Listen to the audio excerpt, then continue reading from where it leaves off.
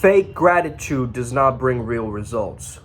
Authentic gratitude, genuine gratitude brings you amazing, transcendental, miraculous results. Keep watching. Yeah. I'm inspired. I'm inspired.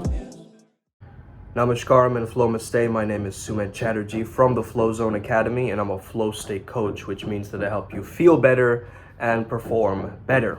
Of course, there is some construction happening, so that's delightful. Let's talk about gratitude, okay? Real gratitude versus fake gratitude. What is fake gratitude? Fake gratitude is you being grateful to signal virtue, okay? It's virtue signaling. It is you showing gratitude because you think it's the politically correct, societally constructed way to behave, okay? It's morally right, it's ethically right. And at some level we know this and we try to play up our gratitude. There's a difference to you feeling and embodying gratitude as opposed to you thinking about it, okay? So you're thinking about your feelings rather than feeling through your feelings, okay? Now sometimes we've got to push through and do things when we don't feel like it. This is what discipline is. This is what we need as leaders. That mental toughness, right? That leadership quality where you are the most level-headed person in the room and people can trust on you. You become the walking permission slip to take action out of all other people. You notice the top percent of CEOs in the world are over 6 foot, right? Now we can't suddenly grow in height, but what can we grow in? Our character. We can grow into the type of person that we would respect and admire and bring that idea of fatherhood back. Not that you want to be a father, I'm not saying that, but the qualities of fatherhood back. That playfulness, that warmth, that establishment of authority and sovereignty and self-reliance, that ability that I have my cup so full, right? That I don't need to constantly keep spilling it out on people or having others drain and drink from that cup and, you know, having it be empty so much. So the main idea here is practicing patience and practicing gratitude. You might first hear this and immediately get a little bit pushed away from these concepts because you're not living through them. You're thinking that that's the right thing to do, and you've heard it in so many videos, maybe like this. Real authentic gratitude transforms you. It raises your vibration. It makes you feel better. It makes you feel like there's more possibilities out there. Gratitude is just a scientific way of saying happiness, okay? That's what the science has found. That's what positive psychology has found, right? If you simply have a practice of being grateful, now, it doesn't have to be so robotic and strategic as 3 grateful things a day. However, that is what works for a lot of people, right? Just 3 things at the start of the day you're grateful for, 3 things at the end, or just choose one, right? Just by doing that, you're actually balancing out some of the lower consciousness emotions, such as guilt, shame, fear, and so forth. Gratitude is a flashlight, a possibility adder. It's an addition to something. You know how psychics do this thing where they use the improv rule of yes and? So let's say somebody's saying, oh, but you know, I always lose my things. Yes, and you know, it starts to become a problem. Then they keep talking, right? Yes, yes, yes. And then they get to a resistance. Actually, no, not really. Let's say the client says to the psychic. Now the psychic has to be like water and agree with whatever is being brought up. So you see this technique being used, right? And this is not just a psychic technique, right? Psychics are actually really good at cold reading. That's the thing. They're going, no, not really. Then you're going, as a psychic, you would be saying something like, no, but you knew that it would be going a different direction after some forethought. And then they would agree again. So it's this agreement, right? Now, obviously you can't be the most agreeable person on the planet because then you're not self-sustaining, you're not using your autonomy, you're just kind of a leaf in the wind rather than being the wind. So when you're being grateful, you're not just being agreeable. You are bringing your attention back to presence. What can I see that I'm grateful for? What can I hear that I'm grateful for? What can I touch that I'm grateful for? Coming back to your five senses again, your sensations. Yes, I'm angry. Can I be grateful for my anger? Why? Because it teaches me that I feel powerless at this moment and someone has violated my boundaries. That's why. And it's giving me a signal so that I can change something and grow and become better. All major religions talk about gratitude. I used to live in Switzerland a while back in middle school, and I remember the word gratis. I think it means free, right? So it's a freedom, and it is giving you freedom. You've got to understand the power of anticipating something and leaning into the possibility of it going right. And focusing, bringing your focus not on the future or on the past, but in the now. Yes, I feel anxiety, but what can I be grateful for right now? Despite that, what can I appreciate about this moment? Not what I need to assume, not what I need to judge, not what I need to expect, but what can I really feel through this moment that I can be grateful for? Can I be grateful for my past traumas? Because they've made me who I am today. I might not have half the drive if I hadn't gone through that. I might not have half the creativity and problem-solving skills not having had gone through that. I wouldn't have gotten the skill set and the toolkit of handling issues that I have now.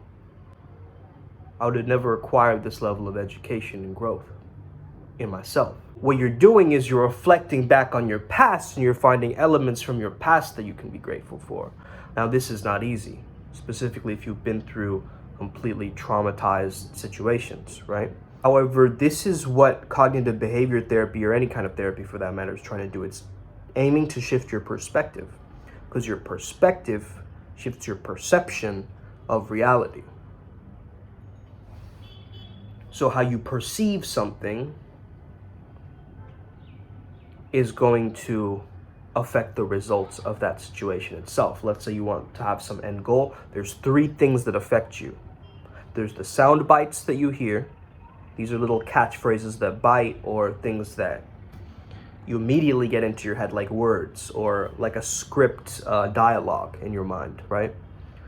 The second one is images, imagery. Okay, this can also happen through symbolism, or like, let's say, an object that you see. Maybe the person doing something or taking some action, okay? These gestus in theater, gestus, you call it. These are gestures that are frozen, like little freeze frames. This would be a gestus, this would be a gestus, this would be a gestus, this would be a gestus, right? Different amplified, powerful freeze frames, right? Then the last one is your physiology, or your physical sensations, okay?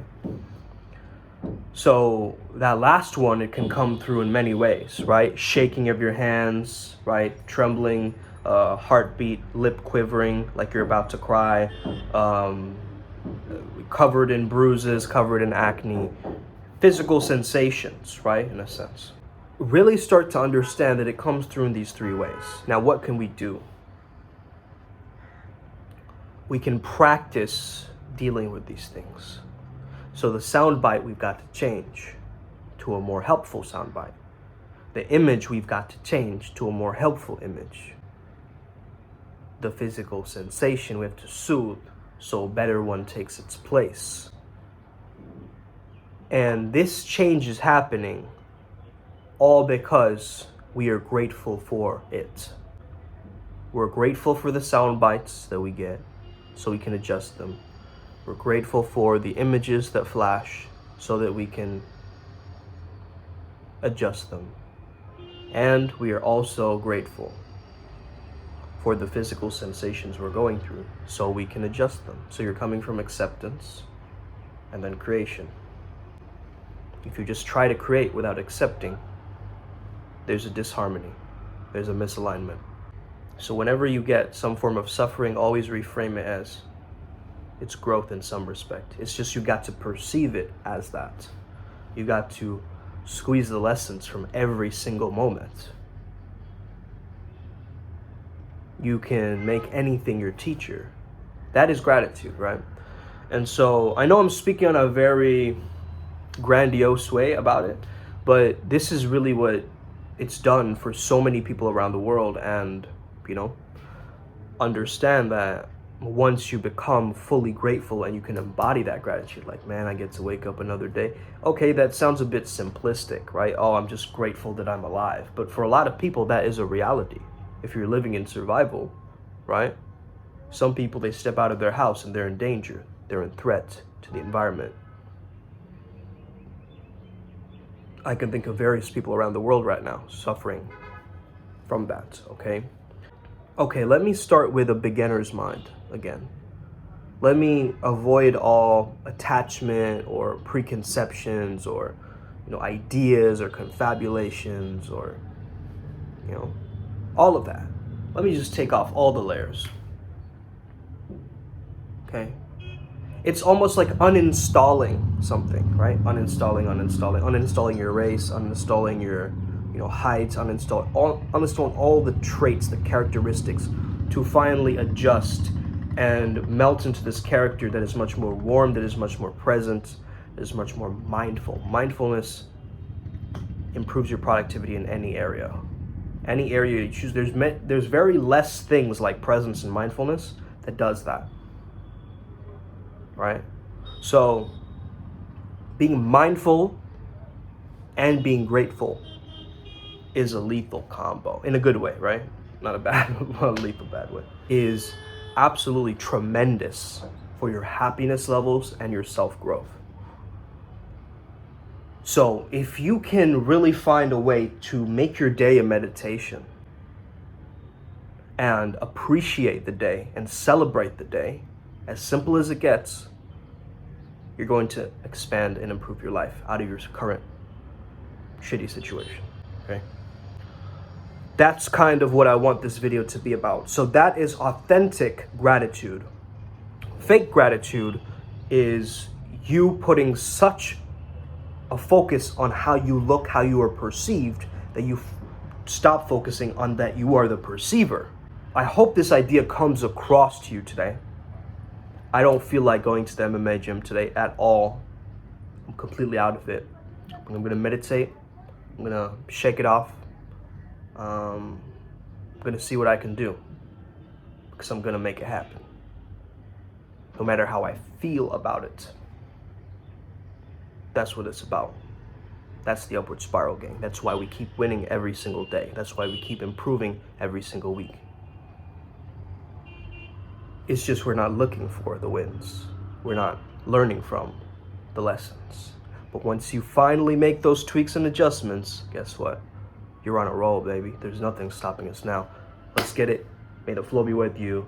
Stay legendary. I'll see you next time. Hit that subscribe button and the notification bell. Let's go. Boom.